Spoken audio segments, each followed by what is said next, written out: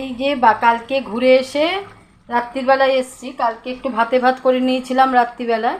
এখন এই যে সব মাংস মাছ সব ফ্রিজে ছিল, বেশি দিন হয়ে গেলে না মানে তখন করে ফেলতে হয়, নাহলে ওকে যদি বলি বাজার আনতে বলবে হ্যাঁ ফ্রিজে রয়েছে, মাছ মাংস খেয়ে নিতে পারো না।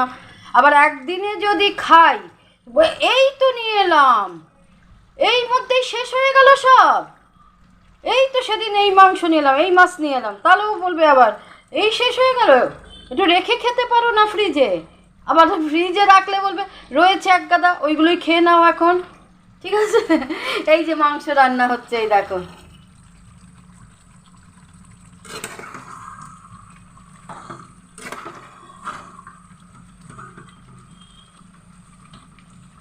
পেঁপে, আলু, বিনস সব কিছু দিয়ে আজকে একটু হালকা করে ঝোল করব। হ্যাঁ, আর কেননা কদিন তো বাইরে সব মানে রিচ খাওয়া হয়েছে, একটা ডাবের জল হলে একটু ভালো হতো, কিন্তু এখন এখানে আমাদের পাড়ায় সেইভাবে ডাব ঢোকে না, তো ওই জন্য আমি এখন ডাব খুঁজতেও পাচ্ছি